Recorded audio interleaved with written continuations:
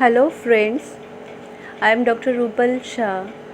I am counseling psychologist and healer. I am practicing psychology since 10 years. I am working in hospital. I am practicing some healing modalities, alternative healing modalities. So one of them I'll just introduce you now, that is face reading. Face reading एक ऐसी modality है जिसमें हम psychologically लोगों के अपने face के जो फीचर्स है उसको जानते हैं, समझते हैं और समझ के हम उसकी पर्सनालिटी को पहचानते हैं, असेस करते हैं। तो जिस साइकोलॉजिकल टूल से हम अपने आप को समझते हैं, सबसे पहला जो फ़ायदा होता है इससे हम अपने आप को ज़्यादा अच्छे से समझ पाते हैं। फिर जो अपने फ्रेंड्स है, अपने रिलेटिव्स है, जो हम जिनके साथ हम रह रहे हैं, जो प्राइमरी रिलेटिव्स हैं हमारे, उनको हम अच्छे से समझ पाते हैं। या फिर हम जिनके साथ काम करते हैं वर्क प्लेस पे, उन लोगों को हम अच्छे से समझ पाते हैं। और जब हम उनके फीचर्स के द्वारा उनकी पर्सनालिटी को, उनके कैरेक्टर्स को अच्छे से समझ लेते हैं तो हमारा उनके साथ कम्युनिकेशन बहुत इम्प्रूव हो जाता है। हम अपने रिलेशंस को अच्छे से मेंटेन करना सीखते हैं, इम्प्रूव करना सीखते हैं, क्योंकि हम उनको अंडरस्टैंड करते हैं। तो ये जो टूल है, साइकोलॉजिकल टूल, ये हमें इनमें मदद करता है। साथ ही साथ जो इस फील्ड में है, हीलिंग या साइकोलॉजी फील्ड में, उनके लिए एक असेसमेंट टूल होता है जिससे वो पर्सनालिटी को असेस करते हैं, उनकी स्ट्रेंथ और वीकनेस को समझते हैं और उसको फिर काउंसलिंग में उनको मदद मिलती है। जो भी थेरेपी देते हैं या फिर उनको टेक्निक सिखाते हैं अपने आप को इम्प्रूव करने के लिए या स्ट्रेस को मैनेज करने के लिए, प्रॉब्लम्स को ठीक करने के लिए, उसमें ये चीज़ें हेल्पफुल होती है। तो इसमें हम ये देखते हैं कि फेस के जो फीचर्स है, एग्जांपल, एक फर्स्ट जो है फेस शेप, सेकंड है फोरहेड। फोरहेड का जो साइज़ है, जो शेप है, उसको हम असेस करते हैं। फिर उसके बाद हम देखते हैं आईब्रोज़, फिर आइज़, आइज़ के ऊपर जो आईलिड है उसको देखते हैं, आई लैशेस को देखते हैं। देन उसके बाद नोज़, फिर चिक्स, फिर चीन, राइट, फिर माउथ एंड लिप्स। तो ये जो है ये मेन फीचर्स है और इसमें कुछ लाइनें होती है, तो इट्स वर्टिकल, हॉरिजॉन्टल, इस तरह की कुछ लाइनें होती है, लाइंस होती हैं, उनको भी हम असेस करते हैं।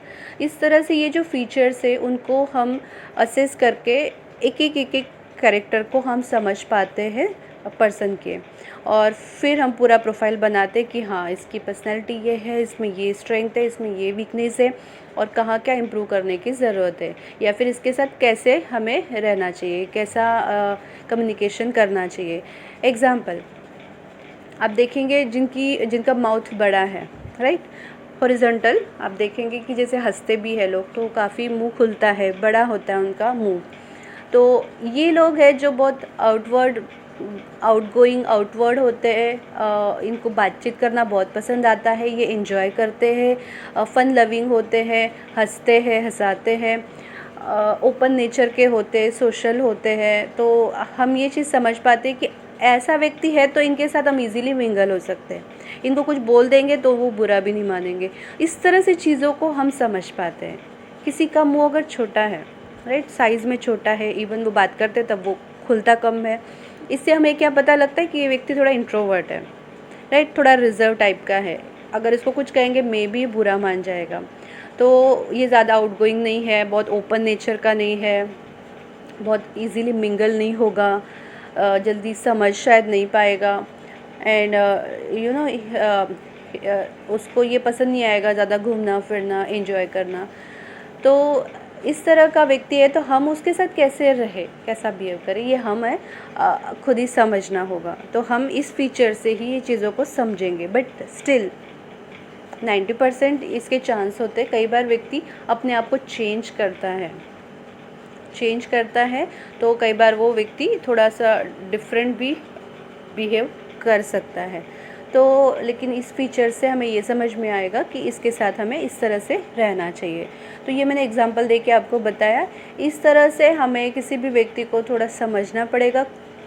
और इसमें एक ऐड ये करूँगी, कुछ डेंजरस फीचर्स होते हैं, उस फीचर्स को हमें काफ़ी अच्छे से समझने की ज़रूरत है, ताकि हम कभी किसी से धोखा न खाएं या हमारा बहुत बड़ा नुकसान ना हो जाए।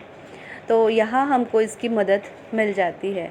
किसी डेटिंग पे जाते तब भी हम इन फीचर्स को लेकर के उसको यूज़ कर सकते हैं। उसको समझने में बहुत आसानी हो सकती है कि हाँ, ये इस तरह से बिहेव करेगा तो मुझे समझ लेना चाहिए। तो इवन एक तो डेटिंग बताया, दूसरा मैरिटल लाइफ जो है, मैरिड लाइफ जो है, इसमें जो इश्यूज़ आते वो भी हम काफ़ी हद तक